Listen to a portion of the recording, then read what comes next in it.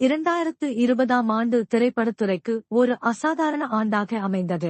COVID-19 தொற்றுநோய் காரணமாக March மாதத்திற்கு பிறகு பெரிய படங்கள் எதுவும் வெளியாகாததால் பல நடிகர்கள் பெரும் சம்பள இழப்பை சந்தித்தனர். ஆனால் சோபியா வர்கராவுக்கு அந்த ஆண்டு சிறப்பான ஒன்றாகவே அமைந்தது.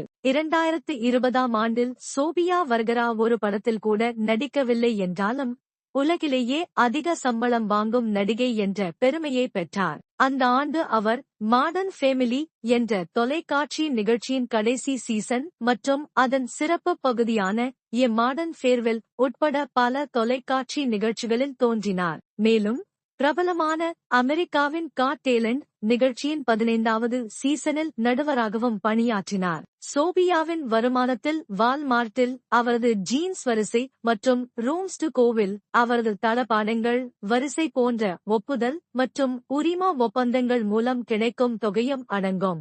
ஃபோர்ப்ஸ் பத்திரிகையின் தகவலின்படி இந்த வருமான ஆதாரங்கள் அனைத்தும் சேர்த்து சோபியாவிற்கு $43 மில்லியன் சுமார் ரூபாய் 372500000 வருமானத்தை ஈட்டித் தந்து அவரை 2020ஆம் ஆண்டின் அதிக சம்பளம் வாங்கும் நடிகையாக ஆக்கியது. ஃபோர்ப்ஸ் வெளியிட்ட அதிக சம்பளம் வாங்கும் நடிகைகளின் பட்டியலில் ஏஞ்சலினா ஜோலி $35 மில்லியன் வருமானத்துடன் 2வது இடத்தை பிடித்தார். கால் கடோட் $31 மில்லியன், மெலிசா மெக்கார்த்தி $25 மில்லியன் மற்றும் மெரில் ஸ்ட்ரீப் $24 மில்லியன் ஆகியோர் முறையே 3ஆம், 4ஆம் மற்றும் 5ஆம் இடங்களை பிடித்தனர். மாடர்ன் ஃபேமிலி நிகழ்ச்சி முடிவடைந்த பிறகு சோபியா வர்கரா உலகின் அதிக சம்பளம் வாங்கும் நடிகை என்ற பட்டத்தை இழந்தார். தற்போது அவர் அமெரிக்காவின் காட் டேலண்ட் நிகழ்ச்சியில் நடுவராக தொடர்கிறார்.